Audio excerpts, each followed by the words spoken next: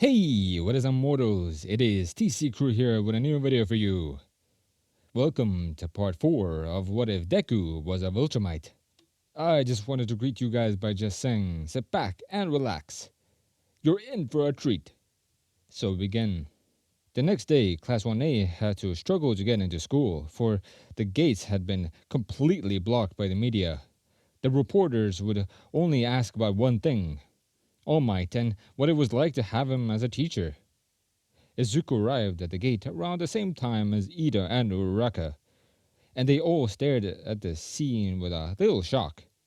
Ida commented on, "That is a lot of reporters," unsure of what more to say. Yeah, how are we supposed to get in? Uraraka then asked, her voice clearly showing her shock. The teens then went silent, trying to figure something out, until it was interrupted by Izuku, who yawned loudly. Uraraka and Ida turned towards the green-haired classmate, only to be concerned when they finally got a good look at him. Are you okay, Deku? Uraraka then asked, voicing her concern. The green-haired boy looked tired, with bags underneath his eyes, which almost made him look like Aizawa. He then looked towards Uraraka and answered by saying, Yeah, I'm just tired. I didn't get enough sleep last night. sounding unbearably tired, before yawning again. Uraraka was more shocked by this, wondering what kept Izuku up for so long, but she didn't get to voice it before Ida said, "That's not good for your health, Midoriya. What kept you up so late, anyway?" With a voice that sounded like he was scolding Izuku. The green-haired boy looked even more tired than before, as he tried thinking of an answer. The reason that he had been up was because of his father. Nolan has spent nearly the entire night trying to teach Izuku how to break the sound barrier while flying. Nolan had been aware of the fact that Izuku had school the next day, but he didn't seem to care. Of course, his mother wouldn't allow for any more late-night training when he finds out. But right now, he needed an excuse. I was helping my dad with work. Izuku eventually said, still sounding tired. Well, the part about work was a lie. He was with his father, so in a way there was some truth to what he said. Ida and Uraraka seemed to buy this, but it still had them confused. Well, what does your dad do? And what does he need your help with? Uraraka then asked, sounding a little curious. Izuku's eyes went wide upon hearing this, as if he was finally awake. He hadn't expected this question, and it wasn't good for him. His father didn't work as a pro hero, for he didn't care to get a license after coming to Earth. He was a writer, so for what reason would he need Izuku's help for almost the entire night? Izuku desperately tried to come up with an answer, but it turned out that he didn't need to. His save and grace was the media, who came rushing at them when realizing that there were UA students. The teens almost began to panic upon seeing this, for they had hoped to avoid the media. They tried to think of a means to escape, and that is when Izuku spoke up. "Grab on!" he shouted. The other two looked confused, but they decided to do as he said. Next thing they knew, they were flying. Ida and Uraraka almost began to panic, for Izuku had taken off from the ground without any warning. They carefully floated over the sea of reporters over the gates of UA before finally landing. Thanks, but could you maybe give us a heads up next time you decide to do that? Uraraka then asked, sounding a little jarred still. Izuku gave an awkward smile as he scratched the back of his head, but he didn't get to say anything before someone else spoke up. "I'd advise you to refrain from doing that next time," a tired voice said. The teens turned around to see that it was none other than Aizawa, looking as tired as ever. "Midoriya, I understand that you would want to avoid talking to the media, but what you did could have been dangerous. Just try to bear it in next time," the teacher then said, sounding even more tired than before. Izuku only nodded at this as he said, "Yes, sir," while sounding a little nervous. Aizawa's expression didn't change in the slightest as he said, "Get to class, you three, and let me know if you need to borrow my sleeping bag, Midoriya." With the same tired voice, Uraraka and Ida giggled upon hearing what Aizawa said, for even he noticed how tired Izuku was. The green-haired boy just looked grumpy upon hearing this, as he then proceeded to float his way over to the classroom, the other following suit, continuing to giggle as they did. What happened next was just regular school stuff. Class 1A elected their class representative, which somehow ended up being Izuku, but after some bizarre events, Izuku passed that role on to Ida. The next day, everyone anxiously waited for Heroic's class to begin. That is when Aizawa walked up to the podium. "Alright, class. Today we'll be doing rescue training at an off-campus facility," the sleep-deprived teacher said. The students cheered in excitement upon hearing this, while Izuku began thinking about the idea of rescuing. Aizawa then silenced everyone as he sighed and said, "I know you guys are excited about costumes, but keep in mind that you haven't gotten used to them and they might hinder your abilities," before pressing a button, revealing everyone's hero costumes. It didn't take long for the class to change into their hero costumes again, thus they quickly boarded the bus that would take them to the facility afterwards. During the bus ride, everyone began talking about their quirks. That is when they eventually got to Izuku. Midoriya, how does your Sue quirk asked. work? Izuku did not expect this question, but what was more unexpected was how everyone responded to this. It turned out that everyone wanted to know the answer to this question, for Izuku had almost too many powers. Well, I have super strength, super speed, flight, and super durability.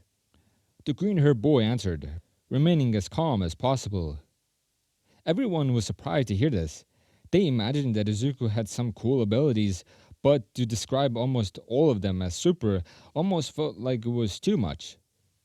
This also confused them, because what they had seen from Izuku so far didn't exactly qualify the category of super. That is a lot of super for just one person. Kaminari commented, sounding a little comedic as he did. Izuku cringed a little upon hearing this, as he responded by saying, I didn't come up with it. My dad did. with an awkward voice. Everyone got intrigued upon hearing this, as Uraraka asked, Now that you mention it, you never told me what your dad does. And is your quirk similar to his? with a curious voice. Izuku didn't know what to say. He couldn't tell them that his dad is Omni-Man. That would just cause too much chaos. But what should he say? If he just said that his father was a writer, while also saying that they had the same powers as him, the others would definitely ask too many questions, if they even bought it in the first place. The green-haired boy thought for a second, until he decided that he just needed to say something and hoped that they all would buy it. My dad is a travel writer. He's pretty successful too. And yes, our quirks are almost identical to one another. He said, avoiding eye contact and trying to remain as calm as possible. The others were both shocked and confused upon hearing this. It wasn't that Izuku's father was a writer, it was that he had a strong quirk, but chose to be a writer. I hope it's not rude to ask, but why did he choose to become a writer? Why didn't he try to become a hero with that quirk of his? Ida then asked, which seemed to be what everyone else was wondering. Izuku didn't have an answer to this, because he didn't know. When his father came to Earth, he just began helping people like a hero. Even after becoming famous as Omni-Man, he didn't get a license. The green-haired boy could only guess why this was, but he imagined that his father just wanted to help the planet without expecting anything in return. If I knew the answer to that question, I would have told you. But I don't. Izuku then said. No one knew how to react to this, for they wanted an answer. They seriously wondered why Izuku's father hadn't tried to be a hero, but they didn't get an answer. Now it was just left to their imagination, and it went to some strange places. Quiet down. We're here. Aizawa then said, abruptly stopping everyone's small talk. The students then exited the bus calmly, before being led into the facility. Upon entering, they were met by someone who looked like an astronaut, the Pro Hero 13. The students who recognized that Pro Hero started to get excited, while Aizawa walked up and asked where All Might was. The teachers lowered their voices as they spoke, but two students still understood enough to realize that All Might had used too much of his time. 13 then returned to the students and explained that the facility was called the Unforeseen Simulation Joint, or USJ for short. It was built to simulate different types of disasters for training purposes. The students awed at the vastness of the facility as 13 continued to speak. 13 spoke about how quirks are incredible powers that could rescue and save people, but they could just as easily kill people. Those words stuck with Izuku, probably more than anyone else. He had incredible powers that could be dangerous. He demonstrated that during Heroes vs. Villains simulation.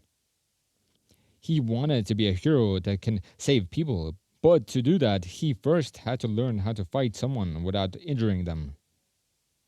Izuku listened carefully to 13's words until they were interrupted by Kirishima, who said, "Sweet, we even get to have fake villains!"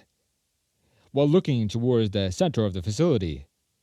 Everyone got confused upon hearing this as they turned their attention towards where he was looking. What they saw was a massive group of menacing figures exiting what looked to be a black portal. Izuku did not know what was going on.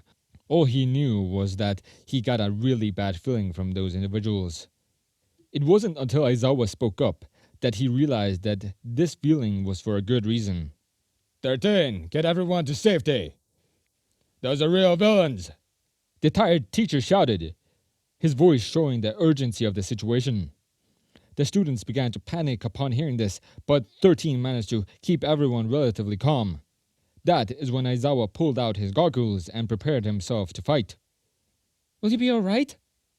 You're outnumbered and in the wrong element. Izuku then asked. After making his way over to Aizawa, the tired teacher just put his goggles on as he said, "I'll be fine. You just make sure you get out of here." Before charging in, Izuku wanted to help, but at the same time he understood what his teacher was trying to say. They were in a bad situation.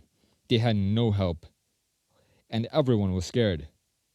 Aizawa was just buying them more time to escape, so the least that Izuku could do was listen to his teacher.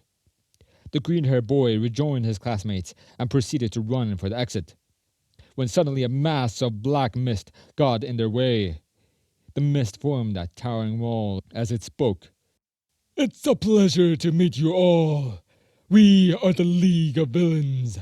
We decided to invite ourselves into this haven of justice to say hello," the looming mass of mist said, as two bright and yellow eyes formed in it. "Don't you think that this is the perfect place for All Might, the symbol of peace, to draw his last breath? He was supposed to be here, yet I don't see a single trace of him." The figure then continued, his voice becoming more and more ominous as time passed. Izuku was terrified. He could tell that everyone else was as well.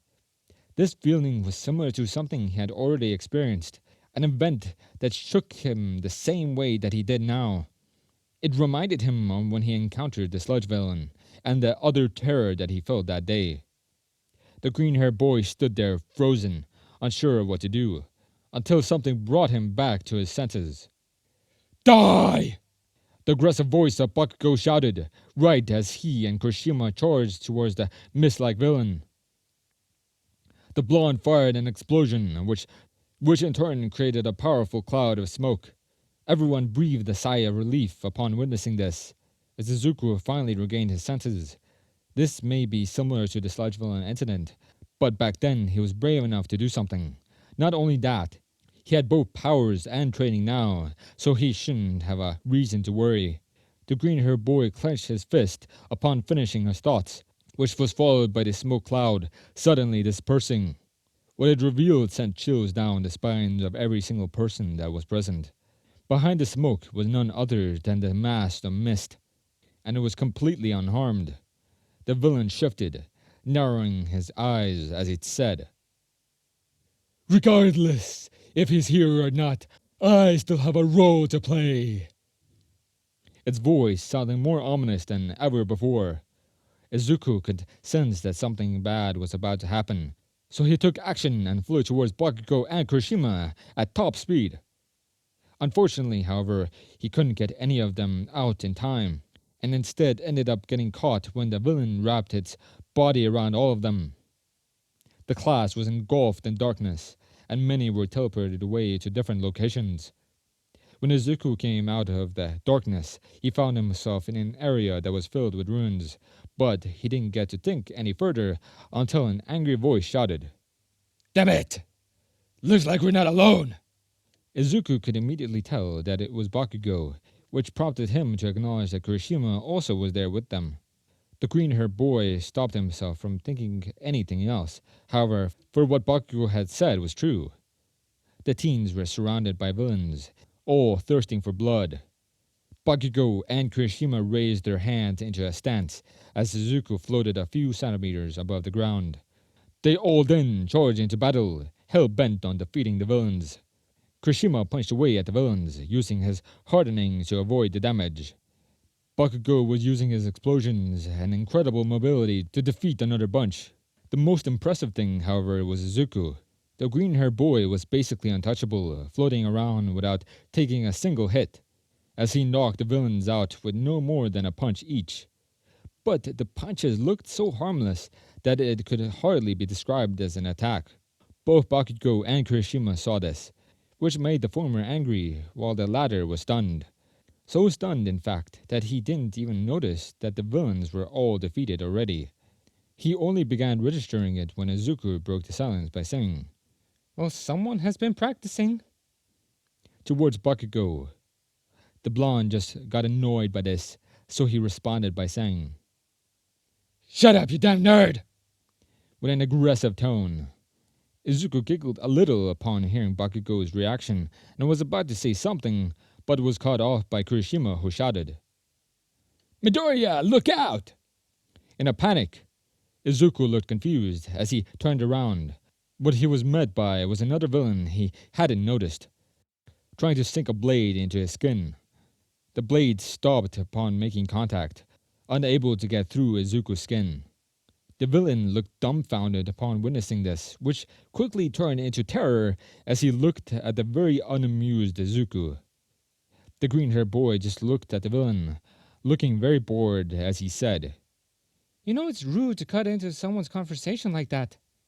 before hitting the villain in the chest, sending him flying straight through a stone wall. Everyone, including Izuku, were wide-eyed upon seeing this. Bakugo and Kurishima were shocked because they had forgotten that Izuku had claimed to be super durable, but now they knew that it wasn't just some bold claim. Izuku was shocked because he had hit the villain way harder than he had intended initially. It made him uncertain of what to apologize for, the excessive force or the terrible pun he made beforehand. Anyway, we should try and help our classmates. They may have been teleported around the facility like us. Kurishima then said, being the first to snap out of his shock. The other two came to their senses upon hearing this, as Izuku responded by saying, I agree, but perhaps I should fly and get help from the outside. while scratching his chin. Kurishima nodded in agreement to this, but Bakugo did not agree with any of them. You go and do that. I'm going straight for that warp gate. I'm guessing that he's the reason they got in here in the first place. So we take him out, they can't escape. The blonde said, sounding more passive than usual. Both Izuku and Kurishima were surprised by this, as Bakugo continued. You can go and help. But if anyone is still by the entrance, I'm sure that they've already sent out their fastest runner to do so. As for the others across the facility, Deku just showed how weak these villains are, so they won't have any issues with them. With a voice that was too calm to be Bakugo's. The other two looked surprised because they realized that he was right. Somebody was probably already out to get help. If they find out that it wasn't the case, Izuku can just take off at top speed. and the villains were relatively weak and unprepared. The other teens grinned upon this realization as Kirishima spoke for both of them. I'm going with you then! Let's make those bastards regret coming here! With a voice that sounded fired up. Izuku just giggled a little, which didn't go unnoticed by Bakugo. What's so funny, Deku? The blonde asked, sounding a little aggressive again. Izuku continued to giggle as he answered by saying, Nothing. I've never heard you so calm before. I'm also amused by the fact that you actually believe in our classmates, despite the attempts you make at proving otherwise. With a grin.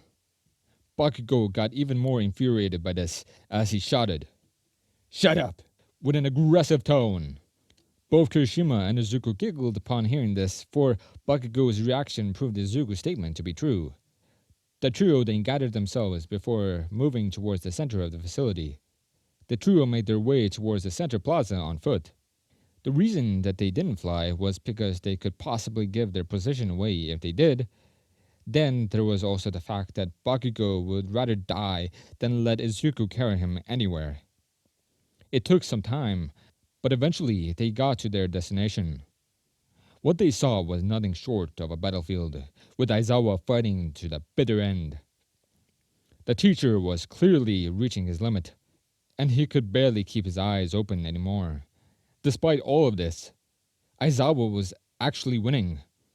This was a relief, for it meant that the teens could focus on taking out the warp gate. Izuku was about to move out when something on the battlefield stopped him. A villain covered in hands had charged onto Aizawa, grabbing hold of his elbow. Aizawa's elbow then started to crack and decay, revealing his bleeding muscle fibers underneath. Izuku was horrified by this scene, but what came next would be even worse than before.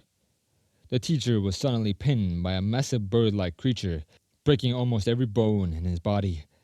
Izuku, Bakugo, and Kirishima were all horrified upon witnessing this, for this creature was killing Aizawa in the most gruesome way. The creature then raised one of his fists, ready to deliver the finishing blow, and looked to be aiming for the head. Bakugo had enough upon witnessing this and was about to charge in, but stopped when he saw what happened next. The creature was suddenly blown away, as if something had hit it at an incredible speeds. What the blonde saw next made his jaw hit the floor. Standing where the giant creature had previously been was Izuku, who he just noticed had left his side. Both Bakugo and Kirishima were baffled by this. So was anyone that saw it. Izuku had moved so quickly they hadn't noticed. It was like he teleported. If that was your strongest guy, I strongly suggest that you surrender. The green-haired boy had previously claimed that he was super fast, and now they knew that he wasn't overestimating himself. Izuku stood in the field, looking as if he had just thrown a punch. He then steadied himself as he turned his gaze towards the hand-covered villain. The green-haired boy said, trying his best to stay as calm as possible. The hand-covered villain just scratched his neck until he stopped before saying, I don't think so. If you think that will be enough to defeat Nomu, then you're terribly mistaken. with a sadistic voice. Izuku was a little confused by this until he turned his gaze towards the so-called Nomu. The creature had only been thrown back. Other than that, it was completely unharmed. Izuku was shocked by this and tried to think quickly until the hand-covered villain spoke. Nomu, kill this brat. The villain said, to which the mindless creature obliged. Izuku didn't have enough time to react as he braced himself for impact. The Nomu collided with him with just a few seconds, sending him back. Izuku grunted in pain after this, for the Nomu was really strong. He was durable enough to be able to take most hits without a scratch, but this creature had managed to make him bleed. The green-haired boy quickly steadied himself, biting through the pain, before charging in once more. The Nomu seemed to be ready for this, as it met Izuku's charge with his own. The two ended up in a power struggle, both desperately trying to push the other away. The hand-covered villain grew more frustrated upon witnessing this as he shouted, I'll kill you, you brat. before charging in. He was abruptly stopped, however, by an explosion that came out of nowhere, which knocked a bunch of dust into the air. Your opponent is me, you villain bastard! The very angry voice of Bakugo then shouted, making his presence known. Behind the blonde was Kirishima, who was still looking wide-eyed at the power struggle between Izuku and the Nomu. The dust then slowly cleared, revealing that the hand-covered villain had been shielded by the warp gate. Tomura Shigaraki, I urge you to be more aware of your surroundings, the mist villain said, sounding as calm as ever. You don't need to tell me what to do, Kurogiri. The hand-covered villain responded, sounding more annoyed. Izuku finally managed to push the Nomu away, and that is when he analyzed the situation. Aizawa was mortally injured, and they had the attention of 3 dangerous villains, one of them being incredibly strong. Izuku probably could fight the Nomu long enough for backup to arrive, but he wasn't sure if he could take the other 2 villains at the same time. The biggest issue yet, however, was that he couldn't fight the villains and get Aizawa to safety at the same time. Hey, weird hair! Get Aizawa out of here! Bakugo then shouted towards Kirishima, knocking Izuku out of his thoughts. The red-haired teen wanted to object, but refrained from doing it after seeing how injured Aizawa was. Kirishima proceeded to drag Aizawa away from the battlefield, as Bakugo looked toward Izuku and shouted, Hey, Deku! Can I trust you to handle that? While pointing towards the staggered Nomu. Izuku was shocked upon hearing this, but it disappeared when he realized that the situation wasn't as bad as he initially thought. He couldn't do everything on his own, but he wasn't alone here. The green-haired boy smiled upon hearing this, as he responded by saying, Yeah. Can I trust you to handle those 2? With a much calmer voice. Bakugo just got more annoyed upon hearing this, as he shouted, Who do you think you're talking to? With his usual aggression. Izuku just smiled more upon hearing this, as he looked towards the Nomu. This creature was many things, strong, resilient, and unyielding. But Izuku knew something that it wasn't. It wasn't nearly as strong as his father, therefore he could beat it. Both Izuku and Bakugo readied themselves, both grinning as they did, before they charged into their respective battles. Thank you all for sticking around, and I hope that you enjoyed. Before you leave, we would just like to let you know that We the Celestials has many other channels for your entertainment and viewing purposes. All the information you'll need is right below here in the description. So feel free to check out all the other incredible projects our team creates. Secondly, on behalf of We the Celestials, I'd like to thank everyone involved in the production of today's awesome content. Their details will be in the description below. That's all for today's video. So goodbye, and have a divine day.